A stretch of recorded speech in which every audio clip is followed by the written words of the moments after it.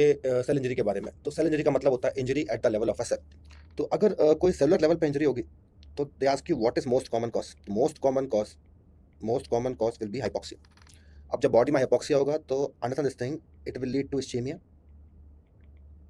इसके अलावा और भी कॉज होते हैं, जैसे कि it can because of infection, कोई physical chemical agent, genetic cause, any like immunological disbalance और न्यूट्रिशनल इम्बैलेंस मींस या तो किसी न्यूट्रिएंट की डेफिशिएंसी या किसी न्यूट्रिएंट का excess means overweight, over eating से भी आपको क्या हो सकती है cell injury. But remember most common cause will be hypoxia. अब इसको समझो एक बार, सपोज एक नॉर्मल सेल है तो शुरू में रिवर्सिबल सेल इंजरी होती है, लेकिन आगे जाके किसमें कन्वर्ट हो जाती है, इरिवर्सिबल।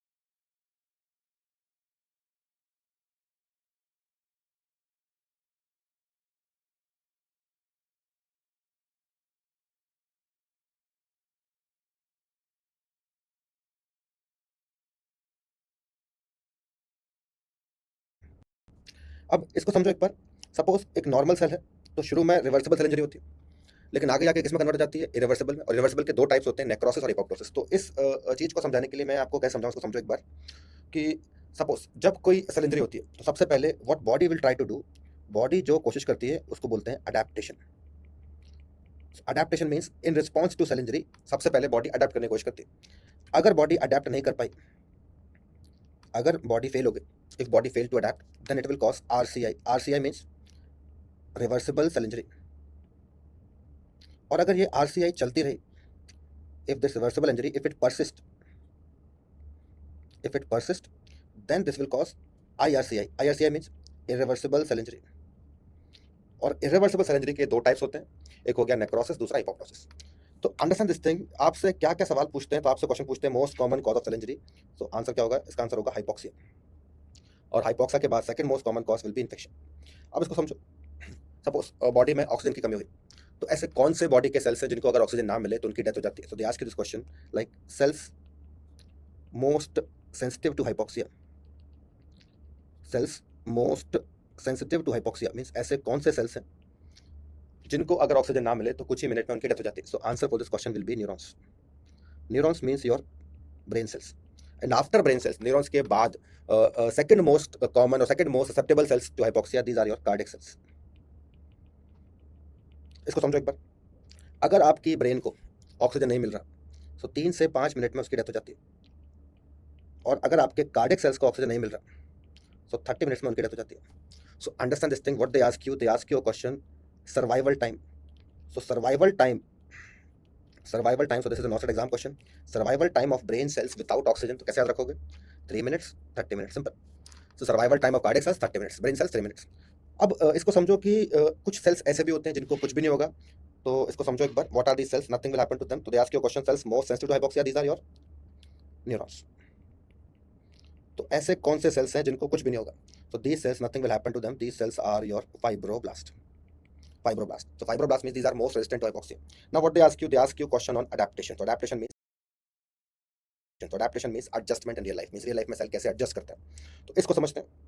अब इसको समझने के लिए पहले मैं आपके सामने एक नॉर्मल सेल बनाऊंगा, suppose this is a normal cell, and what you will notice cell का न्यूक्लियस भी होगा, तो cell will have a nucleus.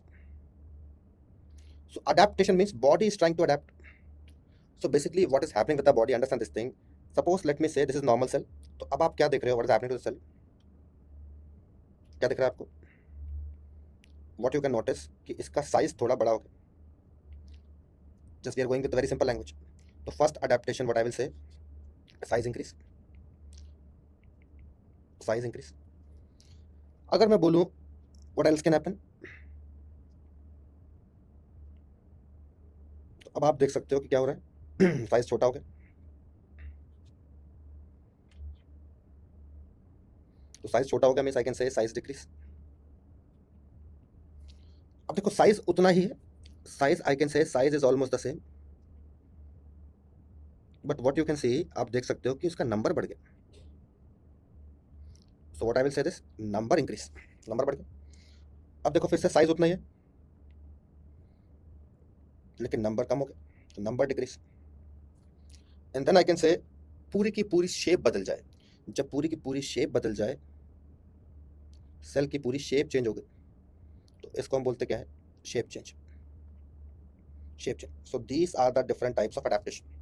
तो अडेप्टेशन देखो क्या होता है, size increase, size decrease, number increase. तो इंक्रीज इन साइज, अगर सेल का साइज बढ़ रहा है, if size of a cell is increase, तो इसको हम बोलते हैं hypertrophy. Hypertrophy. So they ask you question, not set exam question, increase in cell size called as hypertrophy. अगर साइज कम हो जाए तो इसको आप हाइपोट्रॉफी बोल सकते हो, या फिर क्या बोलेंगे इसको, एट्रॉफी। हाइपोट्रॉफी और एट्रॉफी। अगर नंबर बढ़ जाए तो इसको हम बोलते हैं हाइपरप्लेशिया। प्लेशिया का मतलब होता है नंबर, हाइपर मीन्स मोर, तो मोर नंबर। और अगर नंबर कम हो जाए, if number decreases, then we call this hypoplasia और एप्लेशिया। अब ध्यान रखना, ये हाइपोप्लेशिया एप्लेशिया है, it is aplasia, it's not anaplasia. Do not confuse this with anaplasia. Anaplasia एक अलग चेंज होता है जो आगे जाके कैंसर में कन्वर्ट होता है। और अगर शेप चेंज हो गई, अगर शेप चेंज हो गई तो उसको हम बोलते हैं मेटाप्लेशिया। मेटाप्लेशिया। तो understand this thing once again, increase in cell size hypertrophy, decrease in cell size, increase cell size hypertrophy, decrease atrophy, increase in cell number hyperplasia, change of one epithelia into another, एक epithelia दूसरे में convert हो जाए, उसको क्या बोलते हैं, metaplasia. अब इसको थोड़ा सिंपल वे में समझते हैं। सपोज आप लोग, कुछ लोग नॉर्थ सेट की जो तैयारी कर रहे हो, तो कुछ लोग आप देखोगे उनका वेट बढ़ गया, मोटे हो गए। मोटे हो गए मीन साइज बढ़ गया। फिर आप देखोगे कि कुछ लोग पतले हो गए, पतले हो गए मीन्स साइज कम हो गया। कुछ लोग की शादी हो गई, शादी हो गई मतलब नंबर बढ़ गया। कुछ लोग का ब्रेकअप हो गया, सिंगल हो गए। और कुछ लोग को तैयारी के टाइम पे प्यार करना है। और सबसे डेंजरस क्या होता है, यही होता है। तो आउट ऑफ ऑल, सबसे डेंजरस चीज़ें क्या होती हैं कि आप तैयारी के टाइम पे प्यार करते हो। तो out of all this adaptation, most dangerous will be metaplasia. Clear? तो these are different types of adaptation. तो एक एक करके हम इनके एग्जांपल्स को समझेंगे। तो you can see this is hypertrophy, muscles की हाइपरट्रॉफी होती है बॉडी बिल्डर्स में, दिस हाइपरट्रॉफी ऑफ मसल। तो let me start with example. पहले बात करते हैं hypertrophy. Hypertrophy means increase in size, size बढ़ गया।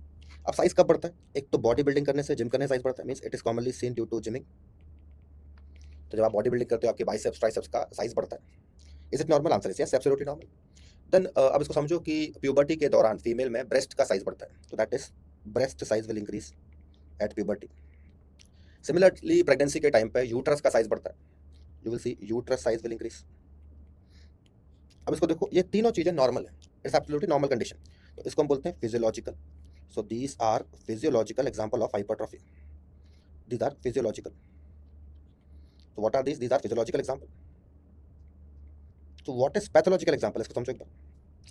किसी को सपोज लंबे टाइम से बीपी की शिकायत है, मीन्स हाइपरटेंशन है, और वो दवाई कभी कभी ले रहा है या नहीं ले रहा है, या फिर कोई आयुर्वेदिक दवाई ले रहा है, तो अनट्रीटेड या पार्शियली ट्रीटेड हाइपरटेंशन से क्या होता है, आपके लेफ्ट वेंट्रिकल का साइज बड़ा हो जाता है। तो इसको बोलते क्या है, what we call this LVH.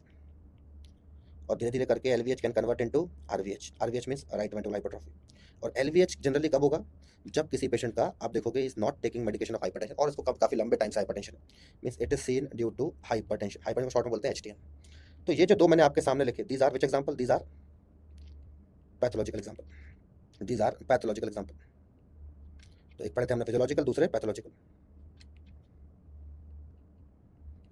Okay, तो clear. Now coming to atrophy. So what is atrophy? Atrophy means decrease in size. अब देखो साइज कैसे कैसे डिक्रीज होता है, तो साइज डिक्रीज होता है कई सारे रीजन होते हैं। तो पहला मैं आपको एग्जांपल दूं, मेरा right hand is dominant then my left hand, because I am right hand person, मैं इसको ज़्यादा यूज़ करता हूँ। तो अगर आप किसी चीज़ को कम यूज़ करोगे तो वो थोड़ी सी एट्रोफी हो जाएगी इसमें। सेम ऐसा कब होता है, जब सपोज किसी पेशेंट को प्लास्टर बंधा हुआ है और कई महीनों से, तो आप देखोगे उसके बाद जब प्लास्टर उतरता है तो उस हाथ में या उस पैर में आप देखोगे थोड़ी सी साइज कम दिखता है, तो उसको बोलते हैं disuse atrophy. Second example of atrophy, understand, atrophy हो सकती है अगर किसी को इस्चीमिया है, किसी को इस्चीमिया हो गया तो ऑर्गन, उस ऑर्गन को प्रॉपर ब्लड नहीं मिल रहा है, तो वहाँ पर क्या हो सकती है, एट्रोफी। थर्ड आई कैन से माल न्यूट्रिशन इंड्यूस एट्रोफी। सो माल न्यूट्रिशन इंड्यूस एट्रोफी, इसको हम बोलते हैं पीडियाट्रिक्स में पीईएम। पीईएम का मतलब होता है प्रोटीन एनर्जी माल न्यूट्रिशन, प्रोटीन एनर्जी माल न्यूट्रिशन। तो इसके अंदर दो कंडीशन आती है, one is kwashiorkor and second is marasmus. तो देखो दोनों में डिफरेंस क्या होता है, क्वाशियोरकर मरासमस मींस क्वाशियोरकर में बॉडी में सिर्फ प्रोटीन की कमी होती है, मरासमस में total means protein, carbohydrate, fat सब की कमी होती है। सो माल न्यूट्रिशन इसके अलावा और कब होता है, understand this thing. So kwashiorkor marasmus तो बच्चों में होगा। अब दूसरा आप देखो कि कई सारे पेशेंट जिनको कीमोथेरेपी चल रही है, या फिर जिनको आई कैन से लंबे टाइम से कोई क्रोनिक बीमारी है, जैसे कि टीबी हो गई, या फिर किसी को कैंसर है, तो उसमें आप देखोगे पूरी मसल की वेस्टिंग हो जाती है, और उसको बोलते हैं हम cachexia. So what is cachexia? Cachexia is wasting of muscle mass. So these are example of malnutrition induced atrophy. अगर अगर किसी की नर्व सप्लाई काट दी जाए, तब भी वहाँ पर एट्रोफी होती है, इसको हम बोलते हैं denervation atrophy, denervation atrophy. Then I can say fifth example, endocrine atrophy. तो एंडोक्राइन एट्रोफी आपको कहाँ मिलती है? तो understand this thing, endocrine atrophy you will see generally in post menopausal lady. तो पोस्ट मेनोपॉजल लेडी में होती है, स्पेशली उनके यूट्रस में। तो इसको हम क्या बोलते हैं? Endometrial atrophy, endometrial atrophy. और ये एट्रोफी आगे जाके एंडोमेट्रियल कैंसर भी करा सकती है, एंडोमेट्रियल कैंसर। क्लियर? ओके, तो एक बार इसको देख लेते हैं। क्वाशियोरकर, मैंने आपको क्या बताया था? Kwashiorkor is something which is cancer. Clear? Okay, तो एक बार इसको देख लेते हैं। क्वाशियोरकर, मैंने आपको क्या बताया था? Kwashiorkor is something which is only protein deficiency. And marasmus is total calories. Total calories means protein, carbs, fat, everything. But जो पेपर में क्वेश्चन पूछते हैं एट्रोफी का, आपसे जो क्वेश्चन बार बार आता है वो ये पूछते हैं कि एट्रोफी आपको ब्रेन में किस डिसीज में मिलती है? तो अंडरस्टैंड दिस थिंग, एज के साथ साथ नॉर्मल भी आपको दिखती है, तो इसको हम बोलते हैं senile cortical atrophy. Senile means age के साथ साथ, कॉर्टिकल मीन्स ब्रेन के कॉर्टेक्स में एट्रोफी। तो ऐसा देखो, एक 90-100-80 साल के बाद लोगों को कई बार नॉर्मली भी दिखती है, लेकिन अगर किसी को 60-65 की उम्र में दिख रही है तो इसको हम क्या बोलते हैं? इसको बोलते हैं Alzheimer disease. So this is seen something in a patient of Alzheimer disease. So understand this thing, cortical atrophy or senile cortical atrophy, this is seen in a patient with Alzheimer disease. So atrophy means decrease in size. हमने atrophy की बात कर ली, हमने hypertrophy की बात कर लिया, बात करते हैं हाइपरप्लेशिया की। तो हाइपरप्लेशिया क्या होता है? हाइपरप्लेशिया मीन्स नंबर बढ़ रहा है। तो इसको समझो एक बार। सपोज किसी बच्ची का प्यूबर्टी के टाइम पे आप देखोगे ब्रेस्ट का साइज तो बढ़ ही रहा है और ब्रेस्ट में नंबर भी बढ़ता है।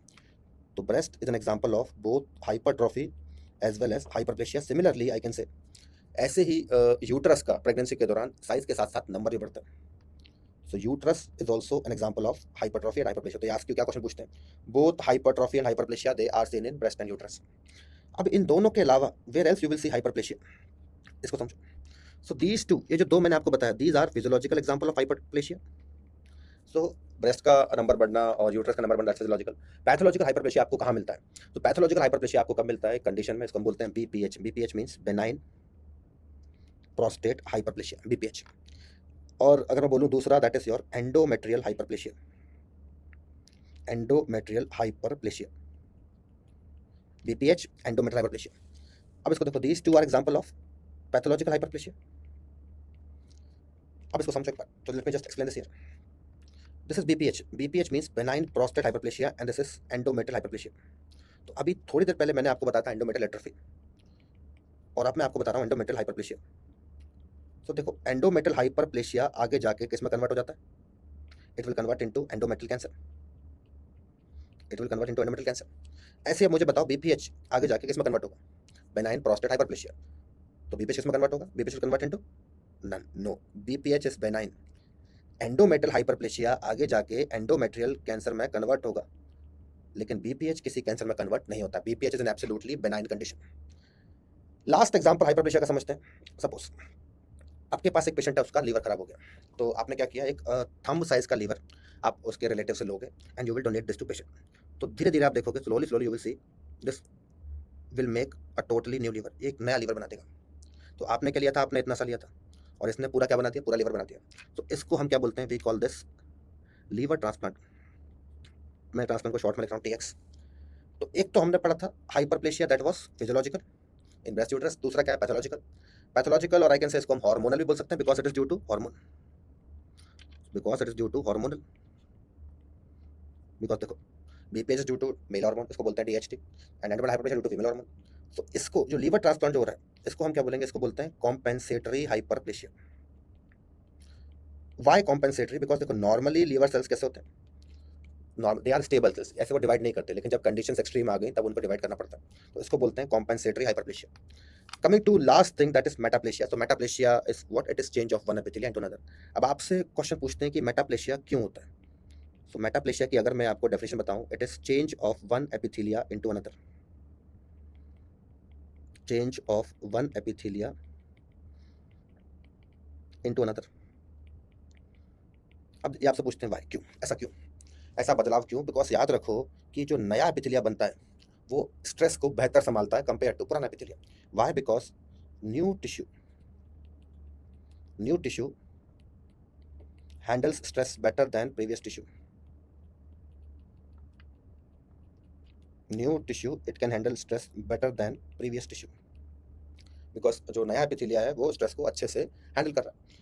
अब इसको समझते हैं, मैं इस पर दोबारा आऊंगा अभी। What are the examples of metaplasia? The first example of metaplasia you will see that is smoker's lung. Smoker's lung. Then we can see metaplasia where in a condition called Barrett esophagus. Barrett esophagus. Metaplasia where else you can see in a condition called myositis ossificans. Myositis ossificans. And lastly you can see metaplasia where in a patient with a vitamin A deficiency in their eyes. तो उसमें इसको बोलते हैं keratomalacia. तो paper point of view से first two are very very important. एक common गलती जो कई सारी बुक्स में दी है, देखो मोस्ट कॉमन कॉज मेटाप्लेशिया का स्मोकर्स लंग है, बैरेट नहीं। तो most common cause will be smokers lung. Now understand, अब स्मोकर्स लंग में होता क्या है, ध्यान से समझो। Suppose you can see like smokers they have epithelia, इसको बोलते हैं columnar epithelia, and this columnar epithelia is converting into squamous epithelia. So this happens where smokers lung. Barrett में एग्जैक्ट इसका अपोजिट होता है। In Barrett you will see squamous epithelia it will convert into columnar epithelia.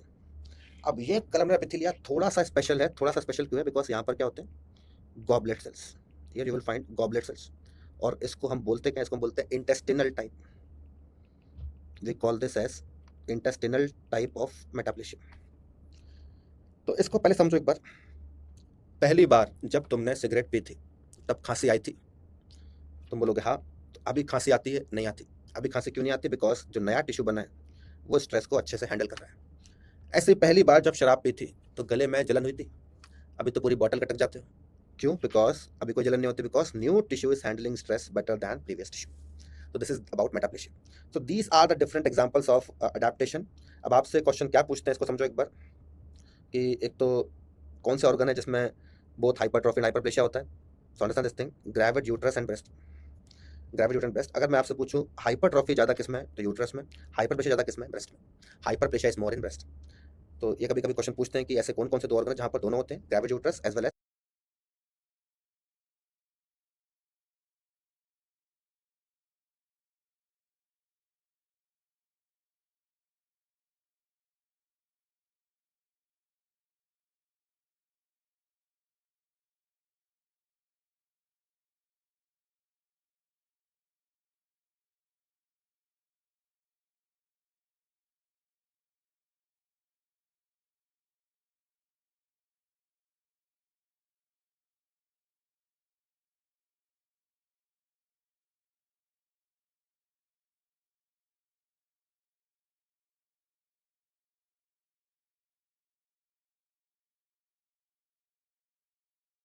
breast.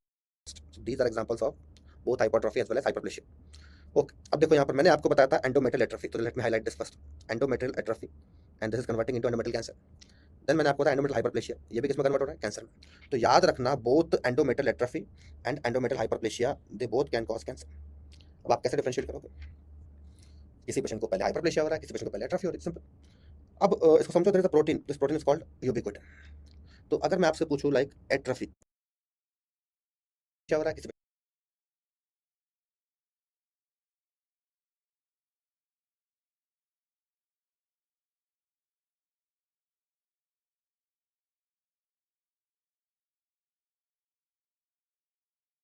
को पहले atrophy हो रही है, simple. अब इसको समझो, there is a protein, this protein is called यूबिक्विटिन।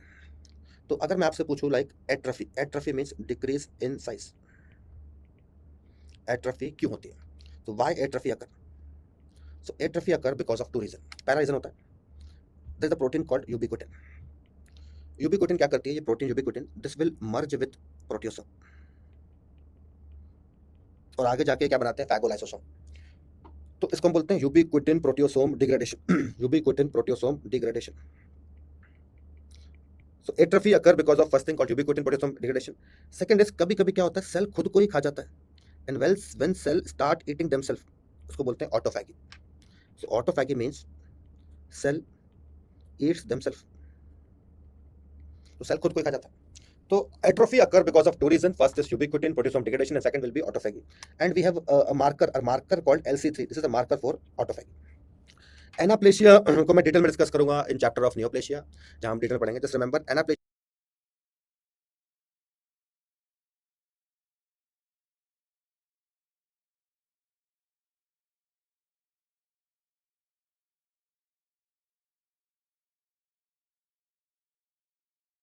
something which is lack of differentiation, and do not confuse anaplasia with aplasia. आपको anaplasia को aplasia से confuse नहीं करना. What was aplasia? Aplasia was decrease in number. Clear? Now what they ask you in exam, they ask you this is your Barrett esophagus. तो Barrett में क्या होगा, आपको कई सारे cells दिखेंगे. So these cells are not. So adaptation means graviduterus as well as breast. Ubiquitin proteasome. Aplasia is something which is lack of autophagy.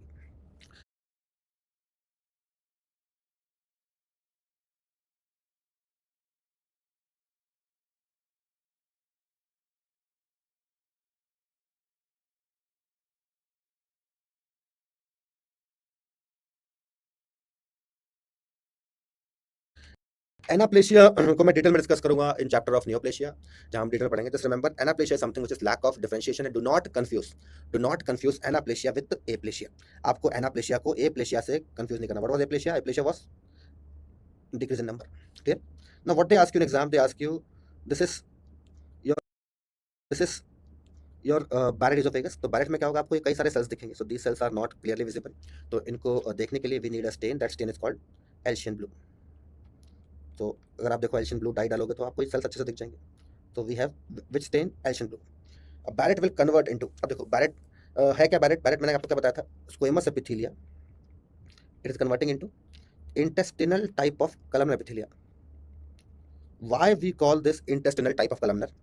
इसको intestinal type of columnar इसलिए बोलते हैं बिकॉज इसमें क्या मिलते हैं आपको, you will find here goblet cells. अगर मैं आपसे पूछूं बैरेट आगे जाके किस में कन्वर्ट होगा, कौन से कैंसर में कन्वर्ट होगा, तो याद रखना Barrett in future, Barrett will convert into adenocarcinoma और स्क्वेमस सेल और both. So answer is only adeno. So Barrett will convert only into adenocarcinoma. It will not convert into squamous cell. Okay, then they ask you metaplasia. तो आपसे पूछते हैं metaplasia के cause. Metaplasia cause most common cause क्या बताया था मैंने? Smokers lung. Very good, smokers lung.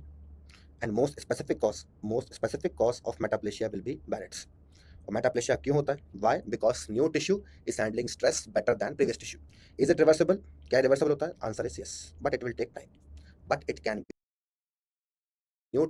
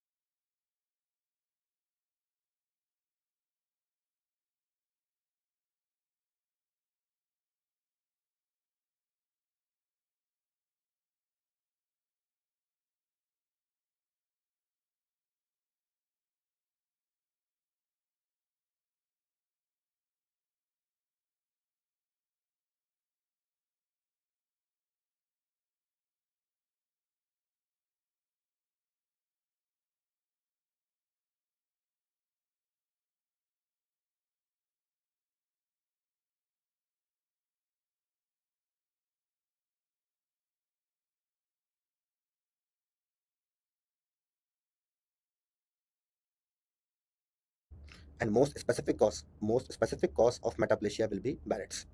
और मेटाप्लेशिया क्यों होता है? Why? Because new tissue is handling stress better than previous tissue.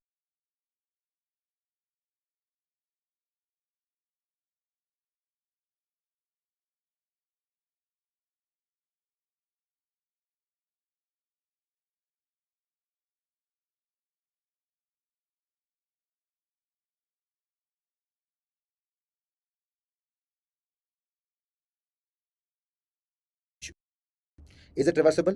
क्या रिवर्सिबल होता है? Answer is yes, but it will take time. But it can be reversed. Clear? Okay, एक और चीज जो मैं यहाँ बताऊंगा, दैट इज मायोसाइटिस ऑसिफिकेंस. क्या होता है इसको समझो. मेटाप्लेशिया क्यों होता है? Why? Because new tissue is handling stress better than previous tissue. Is it reversible? क्या रिवर्सिबल होता है? Answer is yes, but it will take time. But it can be reversed. Clear? Okay, एक और चीज जो मैं यहाँ बताऊंगा, दैट इज मायोसाइटिस ऑसिफिकेंस. क्या होता है इसको समझो. Myo means muscle, itis means inflammation, ossi means bones, ficans means formation. किसी को मायोसाइटिस मीन्स मसल की इन्फ्लेमेशन हुई, फिर नया बोन टिश्यू बना, means formation of a new bony growth at the site of previous muscle trauma. इसको हम गांव में बोलते हैं हड्डी बढ़ रही है, इसके पैर की हड्डी बढ़ रही है। तो क्या होता है, कभी कभी चोट लग जाने के बाद या मसल इंजरी, स्ट्रेन स्प्रेन या कोई बोन इंजरी के बाद आप देखोगे जब हीलिंग पास होता है तो एक मसल की, एक बोन की ग्रोथ थोड़ी ज्यादा हो जाती है, ओसिफिकेंस, इसको हम बोलते हैं myositis ossificans, in simple language हड्डी का बढ़ना। So again, why we call this metaplasia? Because you can see a new bony growth. Means you can see a new osseous tissue or bony growth. That's why we call this metaplasia. So these are the examples of different types of adaptation. Then let us discuss something about BPH. What is this BPH? Understand this thing. BPH. Understand this thing. BPH क्या होता है? उसको समझो एक बार.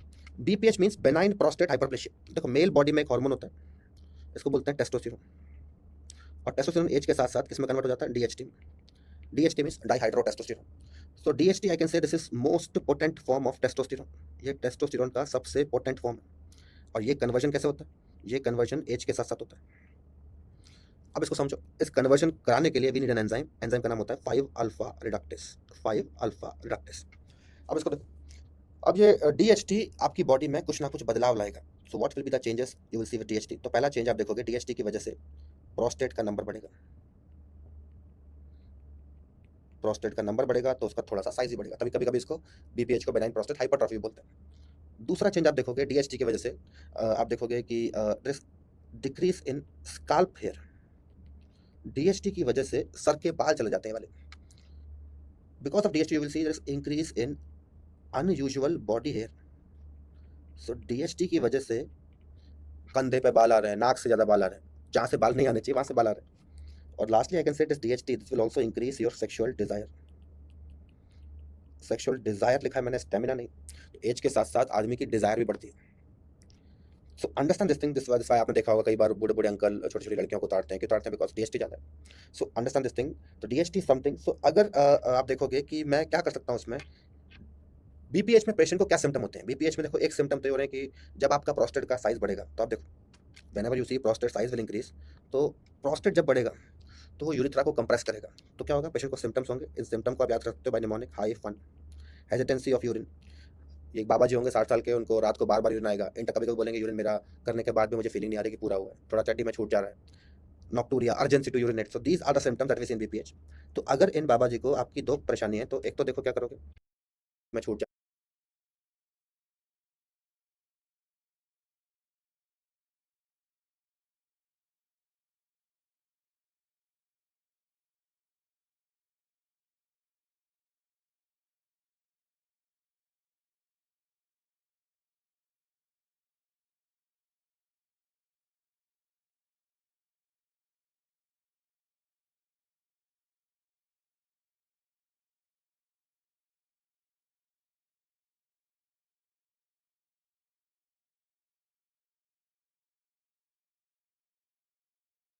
रहा है. Nocturia, urgency to urinate. So these are the symptoms that we see in BPH. तो अगर इन बाबा जी को आपकी दो परेशानी है, तो एक तो देखो क्या करोगे, you can inhibit this enzyme. तो अगर मैं इस एंजाइम को इनहिबिट कर दूंगा तो क्या होगा, और कौन करता है इनहिबिट, एक ड्रग होता है फिनास्टेराइड. तो यू कैन यूज फिनास्टेराइड, उटास्टेराइड. तो उससे क्या होगा, प्रोस्टेट का नंबर नहीं बढ़ेगा, प्रोस्टेट का साइज नहीं बढ़ेगा, तो प्रोस्टेट कंप्रेस नहीं करेगा, सर के बाल नहीं जाएंगे, उल्टे सीधे बाल नहीं आएंगे, और ठड़क भी मेंटेन रहेगी. सो understand this thing, this is finasteride. लेकिन जो सिम्टम अब आ चुके हैं लाइक नॉक्टूरिया, एजिटेंसी, उसके लिए हम क्या देंगे, उसके लिए हम देते हैं पेशेंट को टैमसिलोसिन. साथ में हम क्या देते हैं, for symptomatic relief what we give tamsulosin. तो आप ने सुना होगा एक टैबलेट आती है Urimax D, tamsulosin. So it is an alpha blocker.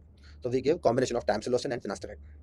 अब इसको समझो, मसल हाइपरट्रॉफी में जो मायोसिन होता है वो अल्फा से बीटा इस फॉर्म में कन्वर्ट होता है, और जो स्केलेटल मसल होती हैं वो सिर्फ हाइपरट्रॉफी में जाती हैं, they will not undergo hyperplasia. So these are about the changes which you have to remember. और याद रखना, BPH इज